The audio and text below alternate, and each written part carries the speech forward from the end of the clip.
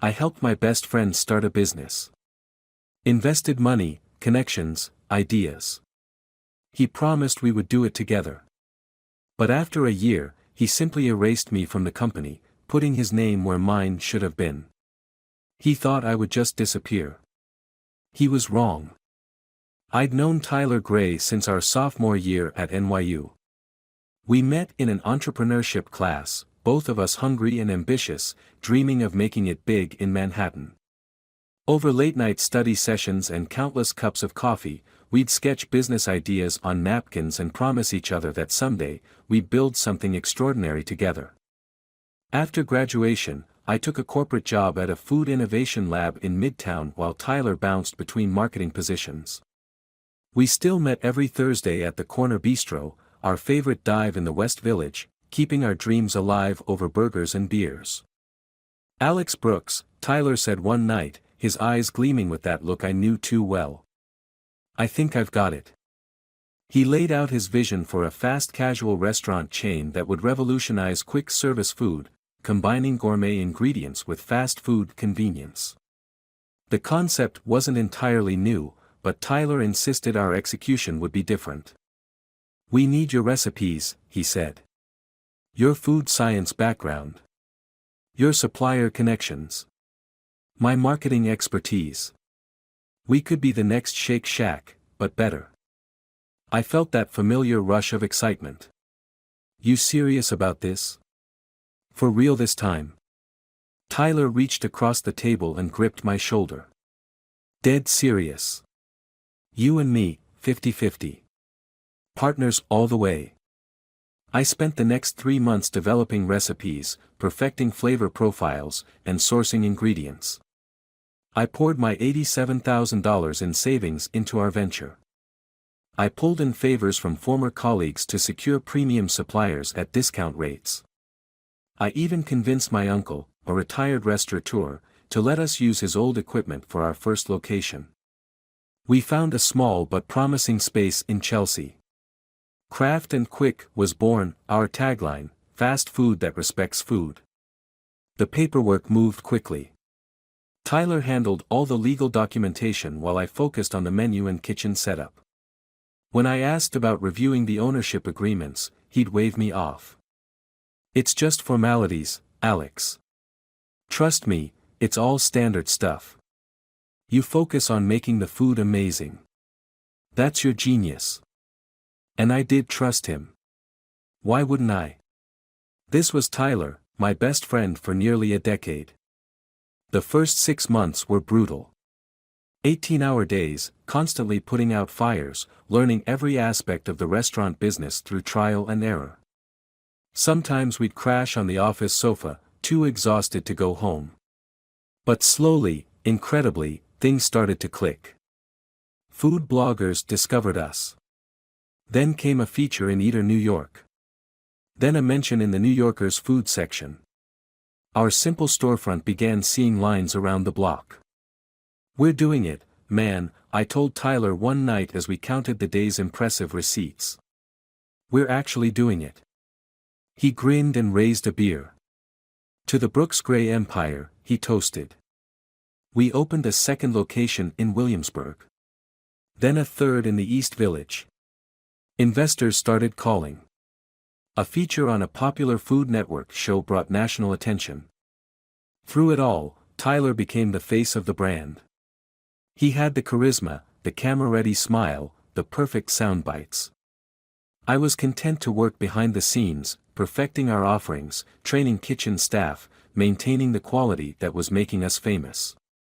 One Tuesday morning, my phone rang with an unfamiliar number. "Mr. Brooks," said a formal voice. "This is Jonathan Weiss from Steinman Legal Partners." "Yes." I shifted the phone to my other ear, distracted by a new sauce recipe I was working on. "I'm calling regarding your separation from Craft and Quick Enterprises.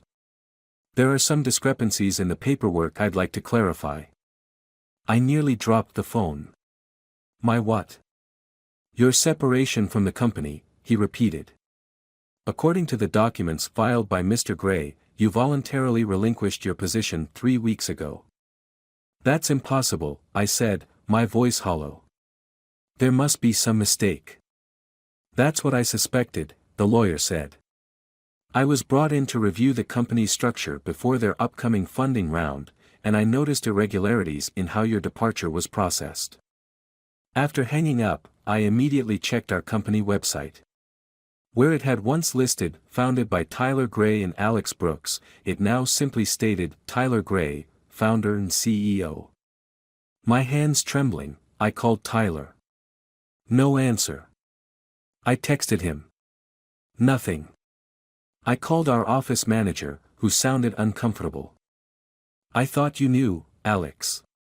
Tyler told everyone you decided to pursue other opportunities. He held a staff meeting about it last week. The floor seemed to drop from beneath me. Last week, Tyler had sent me to Chicago to oversee a potential new location. He'd insisted only I could handle it. I grabbed my keys and drove to our headquarters in a daze. The receptionist's eyes widened when I walked in. Oh. Mr. Brooks. We, weren't expecting you. Where is he? My voice was deadly calm. In the conference room. There's an investor meeting, but. I was already moving past her desk. Through the glass walls, I could see Tyler, animated and charming as ever, presenting to a group of suited men and women. He froze mid-sentence when I pushed open the door.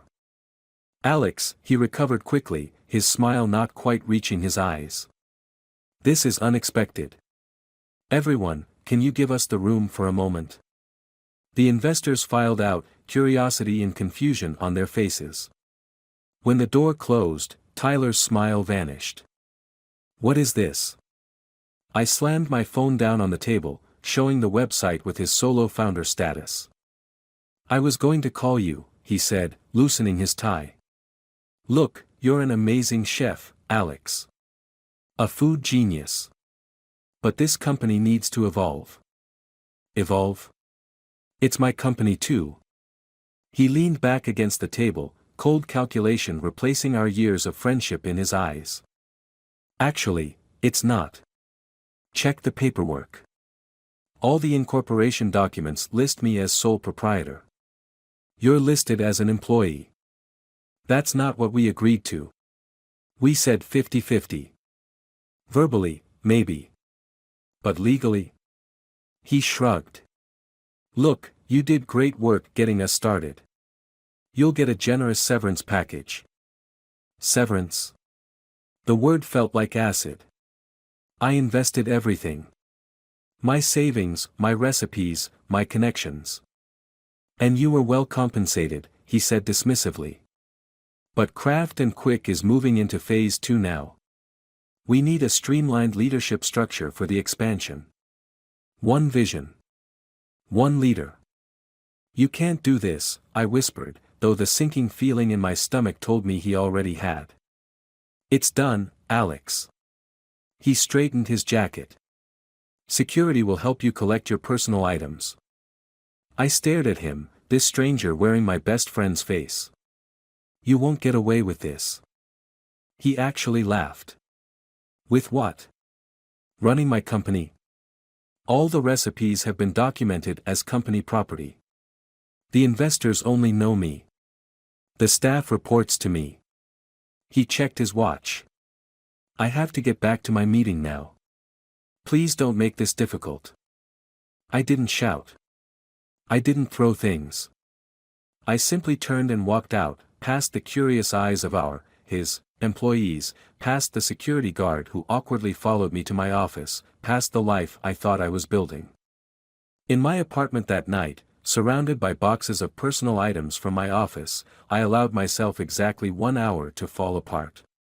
1 hour to rage and weep and curse Tyler's name. Then I dried my eyes, made a cup of coffee, and started planning. First, I pulled out my personal notebook, the one that never left my apartment, where I'd recorded my original recipes before adapting them for the restaurant. I had registered them with the Copyright Office months before we launched, a precaution my uncle had advised. Even between friends, he'd warned, protect what's yours. Next, I called an old colleague from the food lab who now worked for the FDA. We caught up for 20 minutes before I casually mentioned rumors I'd heard about restaurants substituting cheaper ingredients while claiming premium sourcing. She explained exactly what documentation would be needed to trigger an investigation.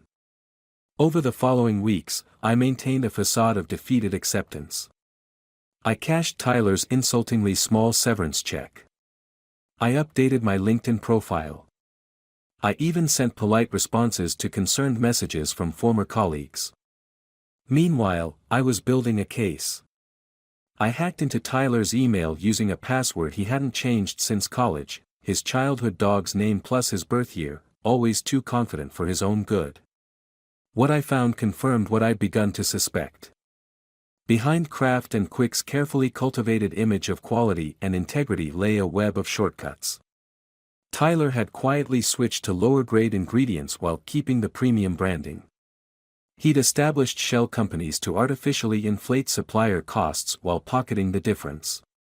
He'd even falsified health inspection documentation. Most damning of all, I found emails between Tyler and an investor, dated 6 months earlier, discussing his transition strategy to remove me from the company. "The food scientist has served his purpose," Tyler had written. "Once we secure the next funding round, I'll implement the extraction plan." I had been nothing but a stepping stone to him. Perhaps I always had been. Rather than confronting him immediately, I continued gathering evidence. I set up anonymous email accounts and began corresponding with food safety regulators, business journalists, and a tenacious assistant district attorney known for prosecuting corporate fraud. I learned patience. When a former line cook called to tell me Tyler had been cutting corners on food safety protocols, I thanked him and added the information to my growing file. When a supplier reached out, concerned about altered invoices, I connected them with the right authorities. 8 months after my unceremonious removal, Kraft and Quick had expanded to 15 locations across the East Coast. Tyler appeared on the cover of Entrepreneur magazine, hailed as a fast food visionary. He purchased a penthouse in Tribeca and a weekend home in the Hamptons. The empire built on my ideas, my recipes, my initial investment was making him rich while I watched from the shadows. Then came his biggest move yet, a massive press conference announcing a nationwide expansion and a potential IPO. Major networks covered the event. Tyler, impeccably dressed in a designer suit, spoke eloquently about the quality commitment that sets Kraft and Quick apart and how integrity is baked into every item we serve. I sat in the back of the room, anonymous in a baseball cap and glasses, listening to him steal not just my company but my very philosophy about food.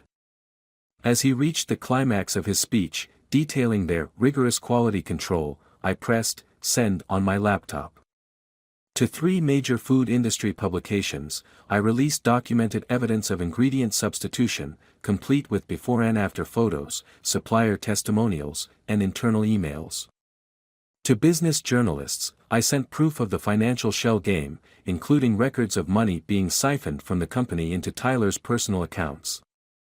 To health departments in every city with a Kraft and Quick location, I submitted detailed reports of safety violations, backed by testimonials from former employees. And to Tyler's investors, I forwarded every email where he had disparaged them, manipulated numbers, and outlined his plans to dilute their shares before the IPO. I watched his face as the notifications started hitting his phone. Confusion at first. Then alarm. Then pure panic as he realized what was happening. He stumbled through the rest of his speech, sweat beading on his forehead, before abruptly ending the press conference. But it was too late. The story was already breaking on social media.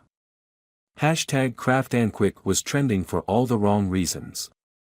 Within days, health inspectors descended on all 15 locations. Investors filed lawsuits. Suppliers terminated contracts. Customers stayed away in droves. Tyler made desperate attempts at damage control, but each press statement was met with new revelations from my carefully curated evidence. When he tried to blame disgruntled employees, I released our original correspondence showing I was the true co-founder. When he claimed ignorance of the financial improprieties, I published emails where he explicitly directed them. 3 weeks later, a grand jury was convened to consider fraud charges. 6 weeks later, Kraft and Quick filed for bankruptcy. 2 months later, Tyler Gray, once the darling of the food industry, was negotiating a plea deal with prosecutors. I watched it all unfold from a distance, feeling not the satisfaction I'd expected, but a hollow vindication. When a business reporter finally tracked me down for comment, I declined to gloat. This was never about revenge, I lied. It was about truth. As the bankruptcy proceedings moved forward, I made my final move. Through a holding company, I submitted a bid to purchase the assets of Kraft and Quick, the equipment, the leases, the brand stripped of its tarnished name. On the day the sale was approved, I returned to where it all began, our original Chelsea location, now shuttered with a "closed" sign in the window.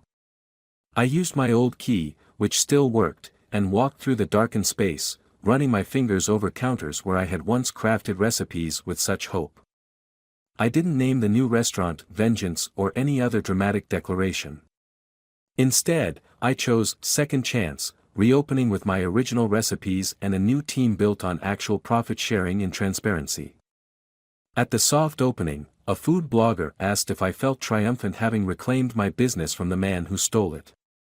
I learned something important, I said after considering the question. Building things is harder than destroying them. Tyler was good at taking what others created. I want to be good at creating something that can't be taken. The restaurant thrived, eventually expanding to 5 locations, modest growth that I could control and maintain with quality intact. Sometimes when I'm working late, I imagine Tyler seeing the success of what could have been his legacy too, if greed hadn't consumed him. I heard he moved to Arizona after his legal troubles, trying to start over with a new venture. Sometimes I wonder if he learned anything, or if he's looking for the next Alex Brooks to use and discard. Sometimes, in quiet moments, I miss the friend I thought I had. But I never regret exposing the man he really was.